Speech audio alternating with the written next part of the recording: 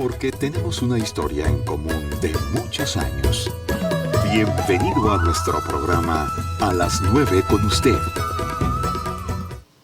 Amigos nuestros, bienvenidos a nuestro programa A las 9 con usted y le damos la más cordial bienvenida. Qué bueno que nos acompañe hoy miércoles y usted sabe que el segundo miércoles de cada mes dejamos un espacio para dos instituciones que realmente trabajan por y para Jalisco, para Guadalajara especialmente. Y bueno, me refiero al Seminario de Cultura Mexicana y a la Benemérita Sociedad de Geografía y Estadística del Estado de Jalisco, que recientemente ha tenido un extraordinario programa sobre el agua, sobre los usos, sobre ecología, acaba de concluir. Pero hoy, representando a la Benemérita Sociedad de Geografía y Estadística de Jalisco, está con nosotros nuestro gran amigo Samuel, que ya ha estado, que ha sido colaborador de este programa. ¿Por cuánto tiempo, Samuel? Pues más de un año, Yolanda. Por más de un año. Así es. Un feliz encuentro aquí. Aquí, claro que sí. Y ahora viene como uno de los jóvenes representantes de la Benemérita Sociedad de Geografía y Estadística. Hay que recordar que en el caso de la Sociedad de Geografía, sí, tienen socios mayores y tienen juventudes. Así es, ¿verdad? Yolanda. A diferencia del seminario. Así es, pero ambas instituciones coinciden en el mismo punto, que es no solamente la voluntad, sino sobre todo, apoyar a estas fuerzas juveniles, dependiendo el ángulo, para fomentarle la cultura y sobre todo el conocimiento y el amor al arte, Yolanda. Así es. Samuel Gómez Luna esta mañana con nosotros para conversar. Es un buen conversador, Samuel, así que nos va a platicar de las actividades del mes de junio de la Benemérita Sociedad de Geografía y Estadística, que hay muchas actividades a las que nos invitan, recordándole a usted que la Benemérita Sociedad tiene su sede ahí en Chapalita, frente al templo. Creo que hay que ubicarlos. Fray Juan de Zumarraga 480, esquina Tepeyac, Yolanda. Ahí está. Y siempre sus actividades son abiertas al público. Así es. Eso es muy bueno. Todos los martes a las 20 horas tenemos nuestra tradicional conferencia que es abierta al público. Y bueno, no está de más decirlo, Yolanda, que nuestra benemérita institución es una sociedad científica y cultural que lo que busca es precisamente difundir el conocimiento de todas las áreas sin importar credo político ni religioso. Es una de las únicas limitantes que nosotros manejamos, pues, hablarlo en cátedra, literalmente. ¿Y cuántos años ya de la Benemérita Sociedad? Recordémoslo. 150 años y este año festejamos el 151 años, Yolanda. ¿Qué les parece, no? En tu opinión, Samuel, bueno, las nuevas generaciones están recibiendo abrevando de figuras importantísimas que son miembros del seminario, del seminario, sí, también, pero de la Benemérita Sociedad. Sí, claro que sí, Yolanda, porque mira. ¿Qué significa eso para ustedes? Bueno, en primer lugar, es una oportunidad maravillosa porque yo sí creo en los puentes generacionales. Creo que es mejor verlo como un puente y no como una brecha. Creo que es mucho mejor. Claro. Y en segunda instancia, Yolanda, es importante porque tú lo sabes mejor que yo, la física detesta los vacíos. Y tarde que temprano, si bien es cierto que el vacío no se reemplaza, pero sí deja memoria del personaje. Entonces hay que continuar con ese trabajo, con esa labor, y creemos que la mejor forma de honrar a estos próceres, que así los vemos, pues es trabajar para y por el estado de Jalisco. Pues ahí está. Recuerde, todos los martes hay actividad en la Benemérita Sociedad de Geografía y Estadística, ahí en Chapalita. Todos los martes, Fray Juan de Zumarraga, en la esquina, frente al templo de Guadalupe. Guadalupe Chapalita, así es, Yolanda. Pues ahí está. Y bueno, pues vamos a ver qué nos ofrecen para el mes de junio la Benemérita Sociedad, ¿le parece? Vamos a ver qué conferencias están por ahí para que usted con pluma y papel anote y tenga por ahí en su agenda y no se le pase, porque de pronto uno dice, uy, se me fue esta conferencia. Creo que es importante. Y sobre todo que tiene que ver con lo nuestro, con Jalisco. Claro. Así que, ¿por dónde empezamos, Samuel? Bueno, Yolanda, podemos empezar con la primera conferencia que tuvimos en junio para que nuestro auditorio pueda ver cuál es lo que manejamos nosotros. Bueno. Mira, la primera conferencia que tuvimos fue el martes 2 de junio. La conferencia fue Árboles de Chapalita, Patrimonio de Guadalajara. Se presentó un libro precisamente sobre los árboles, pero un libro muy interesante, Yolanda. Sí. Hemos aquí hablado que, bueno, al menos tú y yo sí somos defensores del árbol y creemos que tiene todo el derecho para estar inclusive sobre muchas cuestiones, muchas veces económicas. Así es. Y en este caso se presentó un libro del maestro José María Chávez Anaya, que es una guía, Yolanda.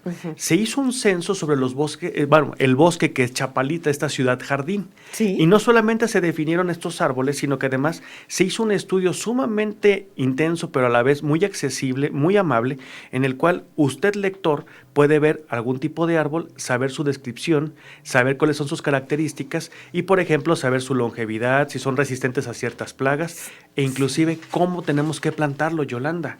Sí, porque muchas veces y con la mejor intención, Samuel, incluso en el caso de algunos funcionarios de gobierno, plantan árboles que más tarde o más temprano levantan la banqueta y no se dan. O sea, es importante conocer las especies muy bien. Y además aquí dice, por ejemplo, qué árboles no solamente son resistentes, por ejemplo, hasta la humedad, a la contaminación, y X árbol, ¿cómo lo podemos plantar? ¿A qué distancia, por ejemplo, de los muros?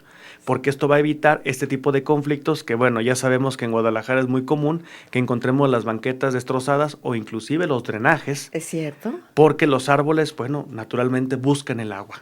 Entonces, esta es una guía, Yolanda, muy, muy interesante, qué bien. que puede servir no solamente para los residentes de Chapalita, sino además para todo jalisciense que esté interesado en conocer más sobre esos árboles. Fíjate que, y es un momento interesante para hablar de árboles, porque la ciudad está llena de manchones maravillosos, por ejemplo, de tabachines. Sí. Son las sombrillas anaranjadas de este tiempo, que son espléndidas, y uno va conduciendo y te quedas sorprendida. Bueno, yo he llegado a estacionarme un rato para contemplar ese árbol. Sí. Hay unas lluvias de oro, unos árboles lluvias de oro, que es un sueño dorado, así extraordinario.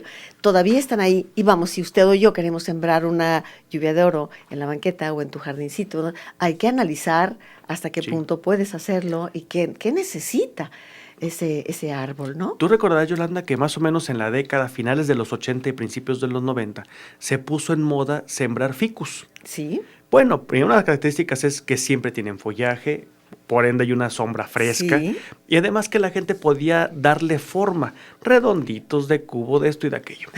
El conflicto era también, Yolanda, en que este tipo de árboles crecen y en las banquetas es un espacio sumamente reducido. Levantan. Y a cambio de unos pocos años, porque crecen muy rápido, nos damos cuenta que tienen las calles, pero por completo destruidas. Sí. Entonces, es una guía para saber qué tipo de árboles sí podemos tener. Sí. Y además es una defensa, Yolanda. Por ejemplo, tú recordarás que aquí en Guadalajara, el árbol tradicional que veíamos por las calles podían ser las naranjas, por ejemplo, los cítricos, la naranja agria que le llaman. Sí, y se ve muy bonita con sus Y además tiene frutas, un aroma. Sí. Y azares. El azar es delicioso. Y además que son árboles, Yolanda, que no son invasivos, no son destructivos. Eso sí se pueden plantar. Por completo, Yolanda. Naranja agria. Sí, arrayanes, por ejemplo. Guayabilla fresa. También, que son árboles que no dañan, pero que sí nos dan mucho. Sí. Ah, qué interesante.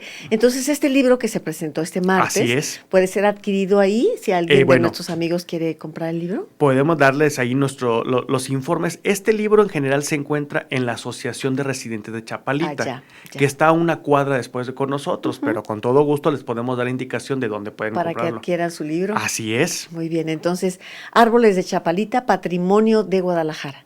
Habría que ver cuáles son los árboles de aquí de Ladrón de Guevara, que hay muchísimos y muy bellos.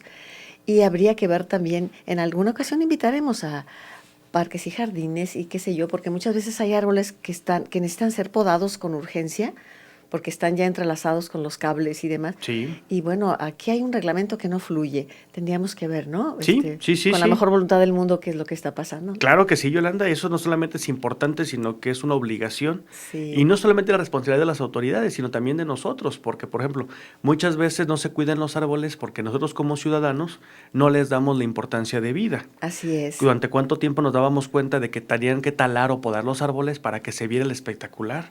O se viera el edificio en renta. Sí. Digo, y lamentablemente es un crimen contra natura y por ende contra la humanidad, ¿eh? De acuerdo.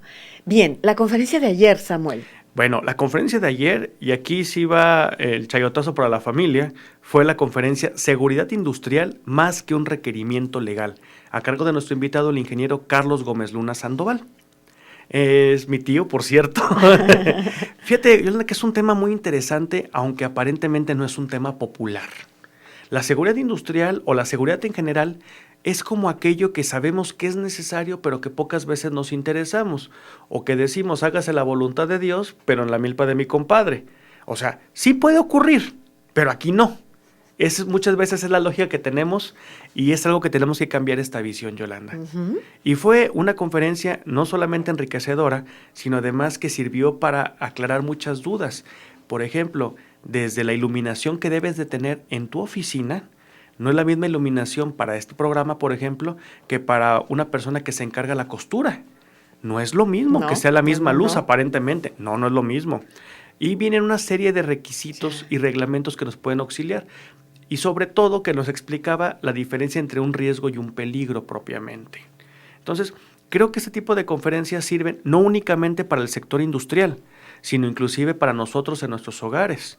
Porque muchas veces damos por hecho, o es muy común que digamos, al cabo no pasa nada. Y cuando ocurre, Yolanda, Sí. acuérdate que siempre se aparece la ley de Murphy. Así es. Así es. Siempre se aparece la ley de Cuando Murphy. menos lo esperas, cuando Ocurre. tienes todo bajo control, ocurre. Y es que la vida siempre va cobrando consecuencias de todo, ¿eh? Sí. Quien cree que puede ir por la vida sin consecuencias, No está mal. se equivoca. Tarde o temprano, como dices, los vacíos se llenan y se llenan en consecuencia de Sí, los claro. actos, ¿no? Claro, Yolanda, y además, por ejemplo, un caso muy sencillo. Es muy común que cuando las personas están lavando, por ejemplo, el baño de su hogar, le ponen una serie de productos químicos para desinfectar, para lavar todo Sí, eso. sí.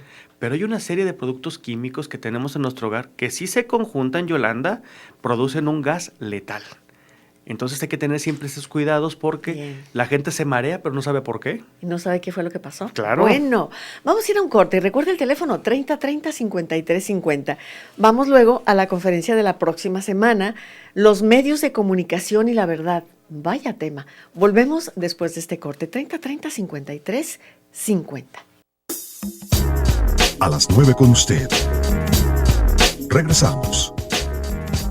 Hoy con nosotros en el programa Samuel Gómez Luna, representando a la Benemérita Sociedad de Geografía y Estadística e invitándonos a participar de la siguiente tanda, digámoslo así, de actividades del mes de junio. Hemos hablado de árboles de Chapalita, patrimonio de Guadalajara, el martes 2 de junio. Ayer martes, seguridad industrial más que un requerimiento legal. Y vamos a la conferencia del próximo martes, que suena bastante interesante. Samuel, por favor. Así es, Yolanda, los medios de comunicación y la verdad. Es un tema no solamente interesante, sino que lo podemos ver de diferentes aristas y estará a cargo de nuestro invitado el presbítero Octavio Israel Ramírez Vázquez. Es una conferencia que no solamente nos va a invitar a la reflexión, sino para saber la obligación que tienen los medios de comunicación de comunicar la verdad. La Yolanda. verdad. A mí me encanta este tema porque, bueno, es evidente, es mi oficio. Claro. Pero cuando doy clases con los muchachos de periodismo, hablamos, y si me permites Sí. comentarlo un poco con el público, hablamos de cómo Platón, en sus diálogos, tiene un diálogo en especial que se llama Gorgias o la retórica. Ujú. ¿A qué voy? A los medios de comunicación. Gorgias es el padre de la retórica, el padre de ese hablar en público. Sí. Y él se jactaba de ser el mejor griego que podía resumir en pocas palabras y con toda la fuerza y convencer. Y le pregunta a Sócrates, a través de los diálogos de Platón, Claro. y le dice, ¿convences hacia la ciencia o hacia la creencia? Es decir, ¿haces conocer la verdad o haces creer? La suposición. O la suposición, la creencia. Y le dice, ¿cuál es tu misión? La misión de la retórica. ¿Convencer? Dice, sí, pero convencer como sea. Yo convenzo, yo puedo decir que algo es y la gente va a creer lo que digo. Y aquí está el truco. O sea, Sí. ahí le contesta Sócrates, solamente es un buen retórico el que convence hacia la verdad. El otro que convence, porque es muy hábil, pues está faltando al más elemental principio de la retórica, que es la verdad. Así es, Yolanda. Tema de esta conferencia. Sí, y además porque nos hemos dado cuenta de que los medios de comunicación, digo, y es una verdad de perogrullo, Sí, sí. los medios de comunicación son los responsables de que la información aterrice. Entonces va a haber mucho de lo que cada persona ponga de su ronco pecho, pero tenemos que ser objetivos, Yolanda, Sí. porque esto es cierto, un buen comunicador o un mal comunicador, que también los hay, y a veces con más poder que los que son buenos, Sí. a través de sus intereses, a través de sus ideas, que no pueden ser objetivas, Ujú. se encargan de ya sea manchar o también tratar de borrar ciertas faltas de lo que se está cometiendo. Sí. Ahora, me gustaría darte una opinión, y claro que voy a estar ahí para conversar con el presbítero Octavio Israel Ramírez. Me gustaría compartir con ustedes una opinión, salvo la mejor opinión de ustedes. Claro. Me parece, Samuel, sospecho que se nos ha sobredimensionado al comunicador, otorgándole todo el poder de incidir en la Así sociedad. es. Pero me temo que detrás de determinados comunicadores hay poderes fácticos Sí. mucho más fuertes, y que el comunicador se convierte en una herramienta de manipulación. En un mensajero. Sí, pero no por iniciativa propia, porque muchas veces incluso se ensalzan como si fuesen los generadores, cuando hay un poder fáctico más poderoso detrás de él que lo utiliza. ¿Qué opinas? Completamente de acuerdo contigo. Hay muchas veces, Yolanda, yo hago la reflexión de que muchos comunicadores llegan a ser comparsas en la literatura. La comparsa, tú lo sabes muy bien, es aquel personaje que nunca aparece, pero cuando llega a ocurrir, da una sola palabra, un solo mensaje, desaparece de la escena, pero ya dejó que la bola de nieve caminara. Entonces, muchas veces ocurre esto. Y además, el invitado que tenemos, el padre Octavio Ramírez, no solamente está destacado por ser uno de los jóvenes sacerdotes que más comprometidos con la verdad y con los medios. Sí. Y eso es algo muy interesante, porque además es un hombre que dice las cosas como deben de ser, sin ningún tipo de cariz, inclusive ningún tipo de ideología. Aunque siendo sacerdote, la verdad es una. Entonces eso es muy interesante, Yolanda, porque creo que a todas las personas que nos interesan o de alguna forma estamos involucrados en los medios de comunicación, pues vamos a escuchar una manera diferente de ver esta realidad. Pues ahí estaremos el próximo martes 16 a las 8 de la noche, no solo nosotros, sino los estudiantes del Diplomado en Periodismo Cultural. Yo Está espero que resultando muy interesante que nos reunimos todos los sábados aquí en C7 y que, bueno, creo que será para ellos un gran aprendizaje escucharlo de labios del presbítero Octavio Israel Ramírez Vázquez.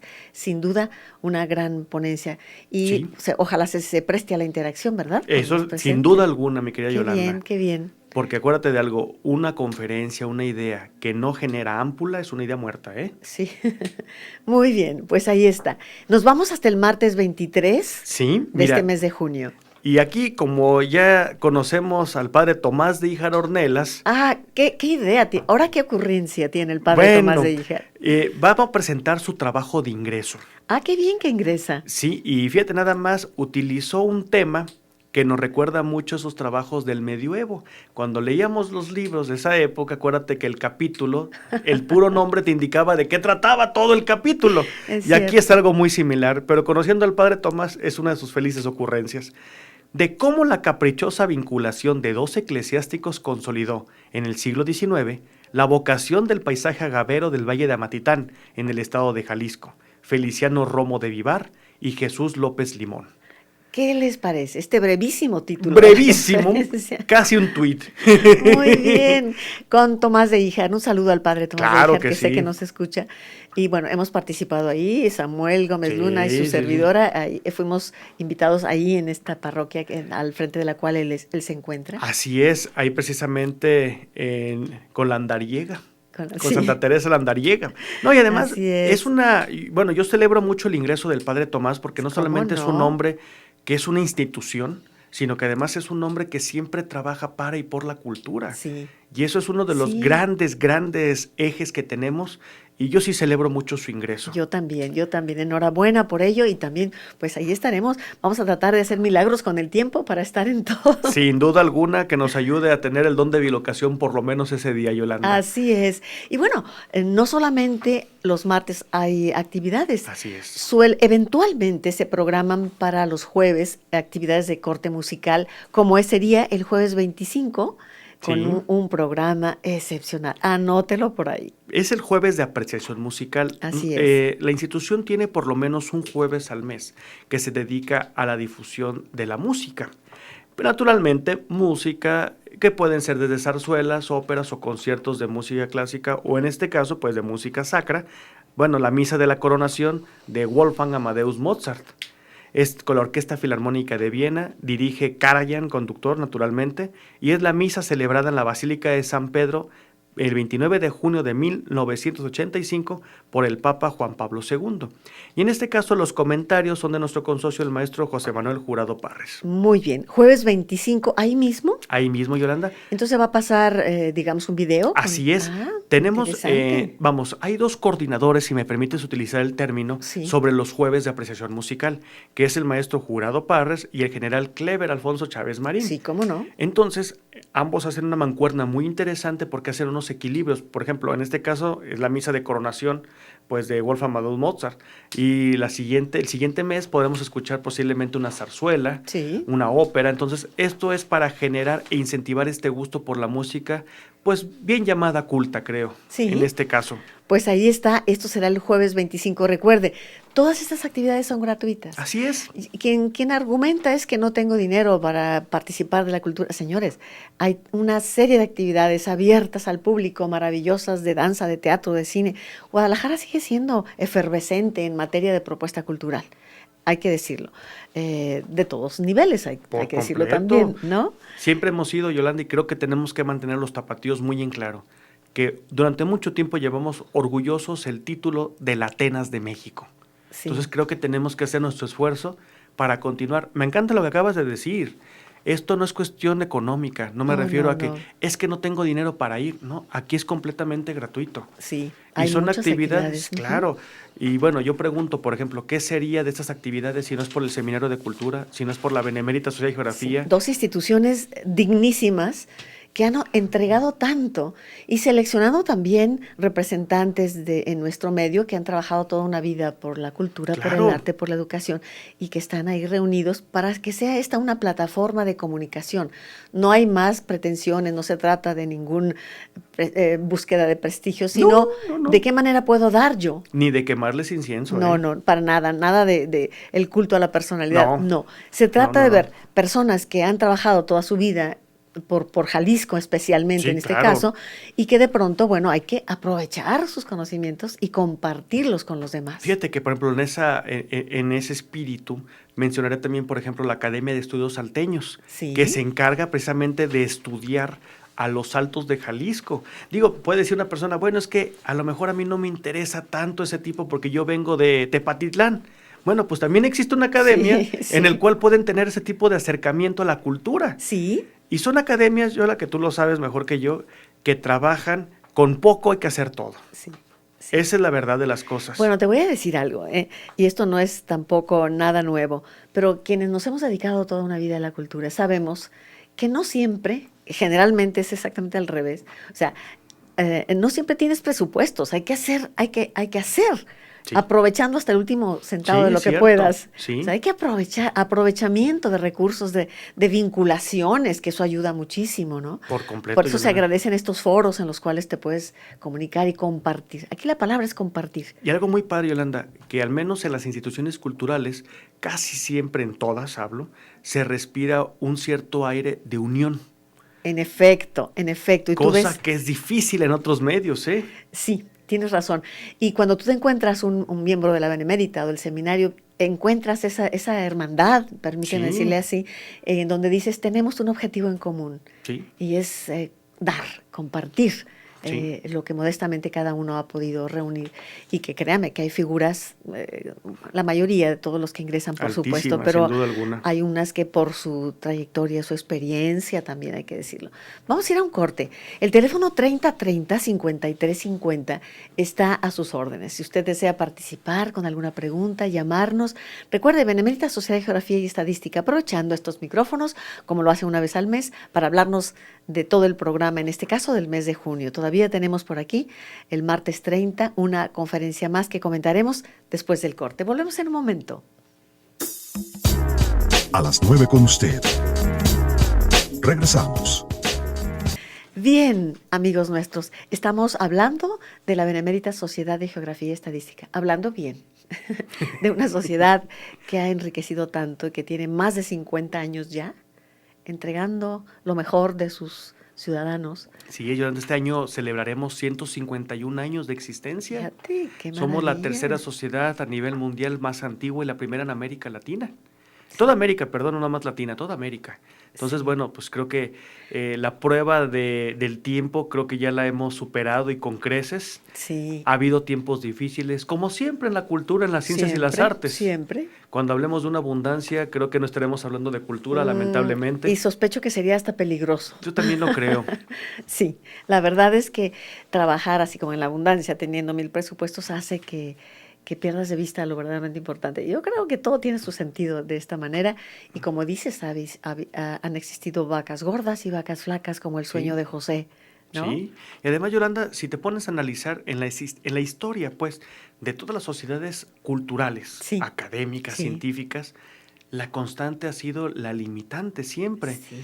Pero aquí es algo muy interesante. Yo sí soy un fiel creyente, un defensor, Yolanda, de que las personas que participan en este tipo de instituciones son hombres y mujeres buenos que buscan ser mejores.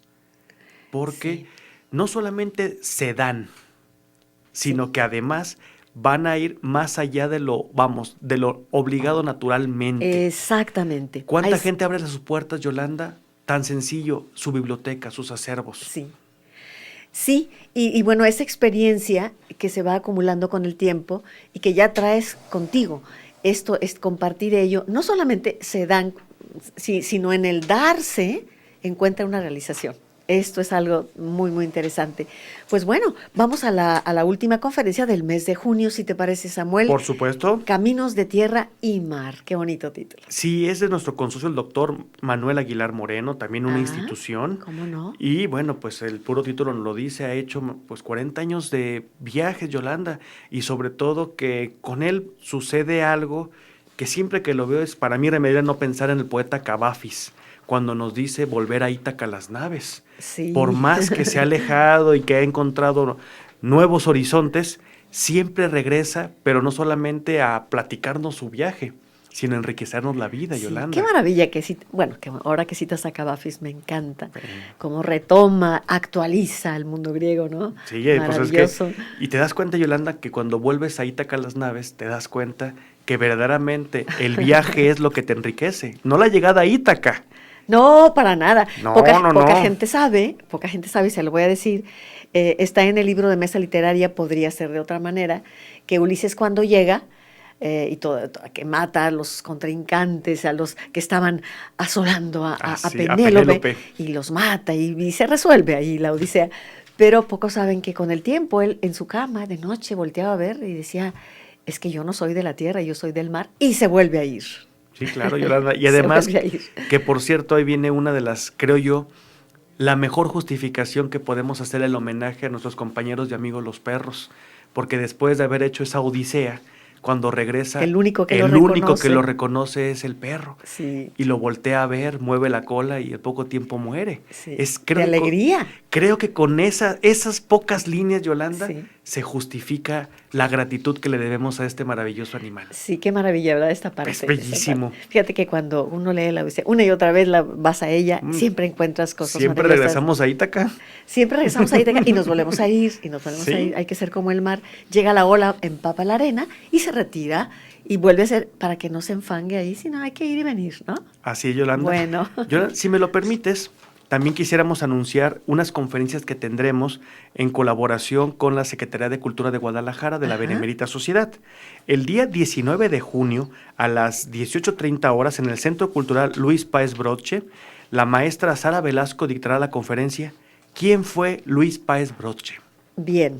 Y asimismo, el 26 del presente a las 11 horas, en el Centro Cultural Atlas, en la colonia Atlas precisamente, se presentará la conferencia El Adulto Mayor, a cargo del doctor Silviano Hernández González, también de esta benemérita institución. Y por último, el 24 de junio a las 7 horas, su servidor tendrá a mal, yo creo, platicarles ¿A bien? qué hace un cronista. Y esto se llevará a cabo en la colonia San Andrés, en el Centro Cultural de ahí. Muy bien. Bueno, pues ahí está la invitación de la Benemérita Sociedad de Geografía y Estadística. Y ahora, si nos lo permiten, vamos a informar algunas actividades de Seminario de Cultura, que hay que decirlo así. El jueves próximo, pasado mañana, en el Museo de la Ciudad, que está ahí en Independencia 684, es la sede del seminario, entre Contreras Medellín y Mariano Bárcenas. Ahí mismo, en el Centro Histórico, se va a abordar el tema Los Caminos del Teatro Tapatío. Y mire, va a estar Efraín Franco y Hugo Salcedo. Efraín Franco, que es un académico, que ha hecho investigaciones sobre teatro, nos dio aquí una ponencia espléndida para los muchachos del diplomado. Una figura, sin duda alguna. Y Hugo Salcedo, que es un dramaturgo de talla internacional, para orgullo nuestro también. Así es, Yolanda. Y que se disputa en su presencia de Hugo Salcedo en diferentes panoramas porque ha dado continuidad a la línea del teatro, ¿no? Sí. Me parece que será la oportunidad. Y esto será el próximo jueves 11 a las 7 en el Museo de la Ciudad. El siguiente jueves, ahora ya tenemos martes y jueves, de estas dos instituciones, jueves 18, El esplendor de la arquitectura tapatía, nada menos que con don Juan Palomar. También otra referencia. El esplendor de la arquitectura tapatía con Juan Palomar, el próximo jueves 18. Y el lunes 29, la monumentalidad en la ruta del peregrino a Talpa, con Gorgonio Ponce. Así es. Esto, recuerde, Museo de la Ciudad, lo estaremos recordando, por supuesto, en este programa, ¿no? Esto ya se cuajó entonces, Yolanda. Este arroz ya se coció. Este arroz ya se coció. Sí es importante seguirnos preparando. No hay en la vida un momento que digas, no, yo ya me retiro de estudiar o me retiro. No. Es que la vida es estarte preparando y no olvidemos, nuevamente traigo a colación, en este caso, a Sócrates, cuando antes de morir, antes de vivir la cicuta, él seguía aprendiendo un instrumento. Sí. Y además, vayan a pagar el gallo que le debo a Asclepio, cerrando asuntos Cerrando en sus la vida. círculos. Fíjate, Yolanda, que ahorita que estamos hablando de nuestro querido amigo Sócrates, sí. fíjate que con él ocurre algo que me parece sumamente interesante y es aquella reflexión final cuando le dicen sus alumnos al maestro que ya está pues preso a punto de morir, de beber la cicuta. Él dice, maestro, lo que más me duele es verte morir siendo inocente. A lo cual Sócrates responde, ¿y preferirías verme morir siendo culpable? Fíjate qué respuesta tan La maravillosa. verdad vuelve a surgir, Yolanda. Sí, la verdad surge. Además, bueno, apología de Sócrates, estamos hablando, diálogos de Platón.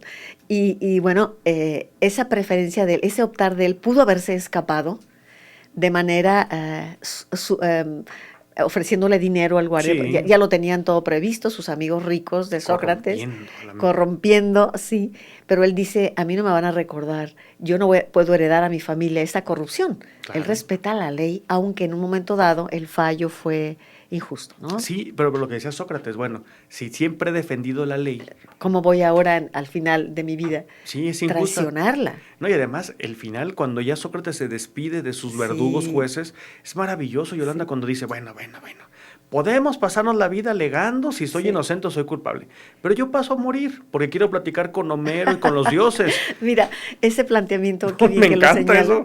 Ese planteamiento es alentador para quienes hemos considerado la muerte. Dice Sócrates, lo recupero, dice, bueno, finalmente, ¿quién está mejor? Si es como yo creo, que voy a encontrarme allá con Homero, con todas estas figuras maravillosas, qué maravilla. Si solamente voy a dormir y no hay nada, también, qué maravilla, dice, voy a dormir, no hay ningún problema. ¿Quién está mejor, ustedes o yo? Sí. Y se quedan los discípulos diciendo, pues tiene razón un hombre así, que sale de la vida dignamente caminando en lugar de agarrado del marco de la puerta de no me lleven, ¿verdad? Sí, además acuérdense que Sócrates siempre hacía referencia a este Daemón que lo perseguía, pues, que era una especie de dios menor. Pueden considerarse hasta un pequeño demonio o un ángel. O un ángel, no importa el nombre. Exactamente. Pero ya desde los griegos aparecía ese intermediario con lo divino, ¿no? Un tipo de conciencia, Yola. Un tipo de conciencia, sí. Bueno, pues tenemos algunas llamadas del público que nuestra compañera Ángeles Rodríguez, muchas gracias, Angelito, muchas gracias por todo, igual que a Víctor Hugo Barbosa y a Claudia Fernández, nuestros compañeros que, bueno, participan de manera muy entusiasta con nosotros. Carlos Pegueros Ibarra, ¿la Sociedad de Geografía da clases de náhuatl o de latín? Sí, ahora nos dirás, los felicito, saludos, excelente día. Sí, de hecho acaba de iniciar un curso de latín, ¿no? ¿O va a iniciar algo así? No, ya inició, tenemos un curso de latín que es los días lunes, y aquí podría proporcionarles el teléfono para que llamaran directamente, que es el 3121 46 68. 68. Y pueden pedir informes con Rosy Guerra. Muy bien, 3121 46 68 y nos saluda Rosy. Miguel Ángel Valencia, la sociedad ofrece alguna carrera en arte. Me interesa estudiar una licenciatura relacionada con cultura o con arte.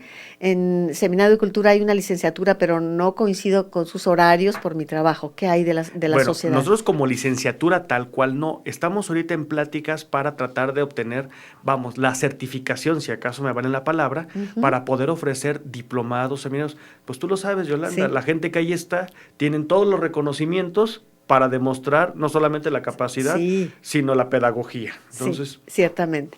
La señora Hernández, sugiero que C7 retransmita las conferencias de la benemérita institución. Buena idea. Muchas gracias, ojalá. Silvia Partida, saludos al programa. Jorge Valencia Rentería, espléndido hoy este diálogo. Bueno, pues muchas gracias por estar participando con nosotros. Vamos a ir a un corte, hemos cubierto el tema de hoy, pero les tengo una pequeña sorpresita para cerrar el corte. Y nos acompaña hoy Samuel Gómez Luna y bueno, ya platicaremos. Les tengo un cuento, pero sí, ya sé, somos cuenteros, pero en este caso es de Gabriel García Márquez, así que ¿le parece si cerramos con esto?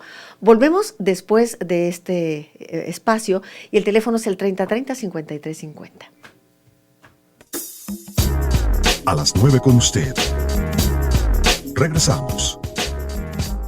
Bueno, tenemos por aquí una pequeña sorpresita, sencilla, pero es que, bueno, si a usted como a mí le gusta que nos cuenten historias, la literatura, bueno, a propósito de que quiero felicitar al grupo Curso Taller de la Cuentística de Gabriel García Márquez, que hoy miércoles termina un ciclo con la cuentística de Gabriel García Márquez y que, como lo he comentado en otras ocasiones, la próxima semana salimos a graduarnos, mis alumnos y su servidora nos vamos a que ellos se gradúen a Aracataca, a Colombia, nos vamos una semanita.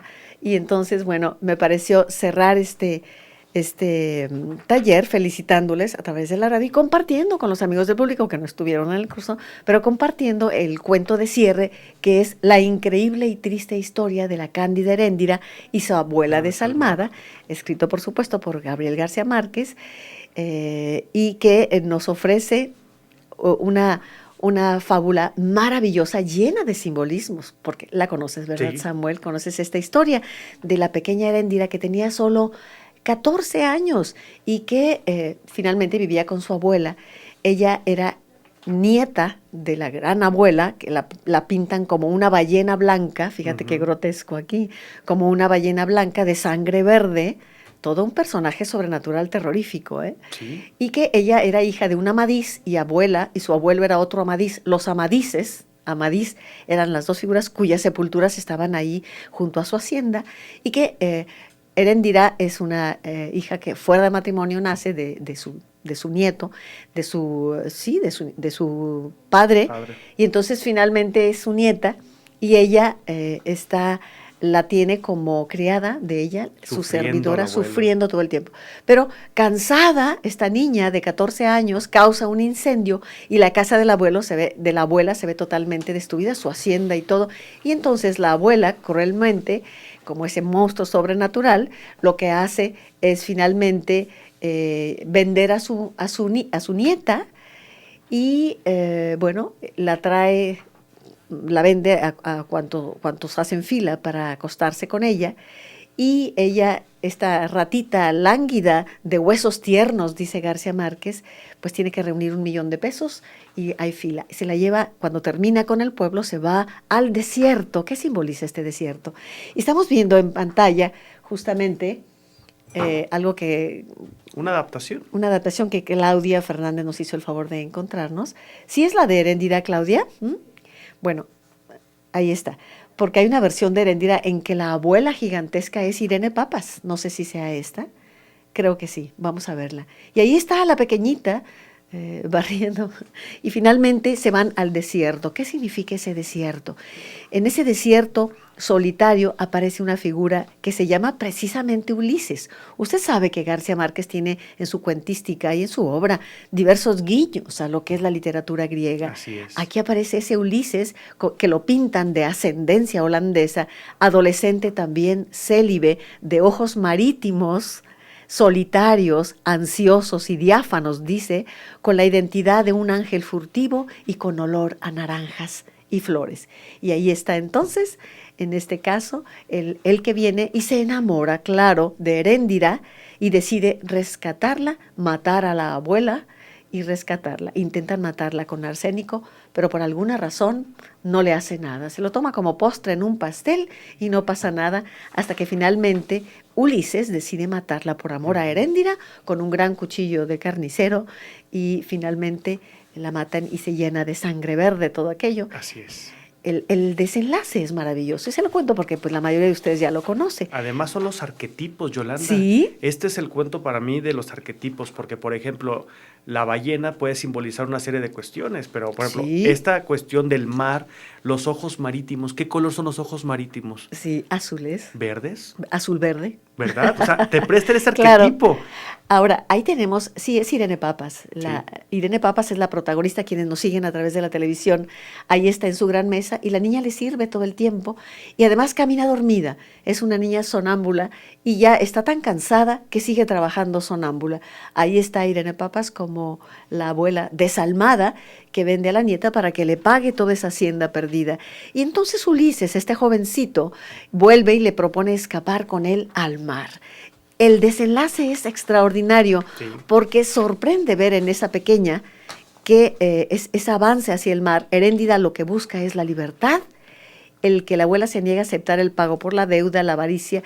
Vienen símbolos maravillosos, pero finalmente ella deja todo, incluyendo a Ulises, Sí. y se va sola, se escapa sola hacia el mar. Tiene que vivir su Esa desierto. liberación, sí, ella vive su desierto, Sí. y desierto que lo vive. Sí, sí, es cierto. Y por otro lado, esos símbolos de los que hablábamos no escapan a Gabriel García Márquez, su cosmovisión política, en donde presenta quizá, y solo quizá, a esa abuela desalmada gigantesca frente a la ranita lánguida de huesos tiernos, políticamente hablando, como esa figura de un país como Estados Unidos, poderosísimo, frente, Imperio, sí. todo un imperio, frente a esa ratita, esa languidez de la Heréndira, y que lo único que hace al final es irse hacia la libertad. Pero así es Colombia, Estados Unidos, por ejemplo. Y además es una clara referencia a Sí. Herman Melville, por ejemplo, Sí. con esta ballena blanca Ahí que es la está. que produce los terrores y cómo a Invencible. través, sí, invencible, y cómo a través de Ismael, que es el que nos va narrando esta historia, pues vamos, para mí es como la relación entre este leviatán gigante, pues la abuela, la ballena, Sí. y sobre todo la lucha pues de Pulgarcito. Sí, del país pequeñito. Pero además la abuela le dice, a ver, cariño, sí, con mucha ternura la trata, pero verdaderamente es terrible todo lo que tiene que hacer ella desde que se levanta en la mañana, las abluciones de la abuela, vestirla, peinarla, cocinarle. Una sirvienta. Y además, sí, más que una sirvienta, una esclava totalmente. Sí. Y entonces ella, esa primera noche, y García Márquez utiliza mucho el epíteto, el viento de la desgracia. Dice, Heréndira no intuía que esa ráfaga era el viento de su desgracia. Y en el viento de su desgracia, esa primera noche que nos narra García Márquez, ella llega, cae de bruces en la cama, cansadísima, entonces las velas, el viento de la desgracia las impulsa hacia las cortinas y se incendia todo aquello y queda completamente destruido. Vela, aquí la vemos en pantalla, prácticamente dormida, con el viento de la desgracia haciendo oscilar la flama de las velas, y entonces esto va a provocar el incendio que le causará la desgracia de Heréndira, pero también esa desgracia, ese desierto que vive, su desolación final. En ese desierto, ¿qué es un desierto sino la ausencia de amor? Entonces, sí. Irónicamente, lo que hace ella es hacer el amor, mal empleado el término en este caso, porque nunca hace el amor, sino ella tiene sexo con esa fila de hombres que llega, y ella cobrando por ello, la abuela desalmada, y ahí está, en este momento que vemos en pantalla, como las cortinas se incendian por las velas y empieza la desgracia para Heréndira, la desgracia que terminará después de mucho tiempo en ese desierto y en esa huida de ella hacia el mar. Bueno, ¿qué les parece? Y aquí quedan algunos santos, ahí está ella sentada en su trono, entre comillas, la abuela desalmada. En su poltrona. En su poltrona gigantesca, y solo lo que queda son algunos vestigios de lo que fue la riqueza enorme de ella, y por ahí los palos ardiendo, las vigas de la casa hirviendo, y la pobre de Heréndira sentada en un rincón aquí está la presencia de algunos que llegan a ayudarles y a ver qué se rescata de ese incendio atroz que marca el principio del calvario de Heréndira. Bueno, Heréndira llega a ir, llegan a internarla para rescatarla en un monasterio, de ahí ella escapa, la quieren casar para que escape, pero ella dice, tampoco me caso, y se va. Y se va, y conoce a Ulises. A su Ulises. Su Odiseo. Y él la va persiguiendo, pero ella se va al mar. Su Ítaca. Ahí está. Pues, ¿qué les parece? Muchas gracias, Claudia. Muy bien. Gracias por localizar este fragmento maravilloso que hoy hemos compartido con el auditorio. Tere García, no se les olvide la conferencia en Fondo de Cultura. Mañana jueves, 10:30, Ismail Kadaré es el autor albanés. Ahí estaremos, Tere. Antonio Uribe, felicito el programa, muy ameno por los temas de hoy. La señora Yáñez saluda. La música ancestral mexicana, viernes 12 de junio a las 6 de la tarde, curso taller, imparte la licenciada Blanca Cuellar en la sala Higino Rubalcaba. Dice, ahí está, Fernando Figueroa nos invita a hacerlo. Pues llegamos prácticamente a los últimos minutos del programa. ¿Qué te parece este cuento maravilloso? No, maravilloso, Yolanda, y además me gusta la forma en que lo estás explicando, porque es la suma de las metáforas, finalmente, sí, que tiene de Gabriel García Márquez. Sí. Esta cuestión de, por ejemplo, el desierto lo imaginamos usualmente como un lugar árido, pues, el desierto sí, que el colectivo maneja, pero también se viven desiertos en el mar. Sí. Entonces, es una muy buena analogía lo que está sucediéndole. Claro. Más aún, yo te diría que el desierto fue primero el mar. Sí, sí, claro. Entonces ahí hay esa respuesta. Tenemos un par de minutos, pero rápidamente les comparto algo que ya lo he hecho antes. Mi nana decía que los seres humanos teníamos alma o de mar, o de lago, o de desierto. ¿Ah, sí? Entonces, cuidado que un mar se junta con otro mar porque aquello es un tifón. Cuidado que un lago se junte con otro lago porque viene a ser el agua toda, se hace verde y no funciona. Uh-huh. El mar es ya el regreso, el que fue mar y es capaz de entrar a la serenidad y encontró la serenidad en el desierto. O sea, es toda una filosofía, pero no deja de ser la ficción y la narrativa y el imaginario y todos estos símbolos que el desierto, y decía Saint-Exupéry, lo mejor del desierto es que donde quiera, en alguna parte, alberga un pozo. Sí, cierto. El pozo de agua vida, sí, el cierto. pozo de agua fresca. Sí, cierto. Bueno, y entonces pues la literatura es ese oasis espléndido que uno encuentra. Y bueno, con este cuento, la increíble y triste historia de la Cándida Heréndira y su abuela desalmada, cerramos el curso taller La Cuentística de García Márquez. Y ya les contaremos, al regreso dedicaremos un espacio para contarles cómo vimos el lugar donde Remedios la Bella se elevó por los aires. Es que cuando llegas a la estación de Aracataca, generalmente te dicen, le enseño el lugar donde estaba atado José Arcadio, pero ya es el tiempo de irnos, amigos, es todo por hoy, gracias. Muchas gracias. Y a cada uno de ustedes, gracias, les espero mañana con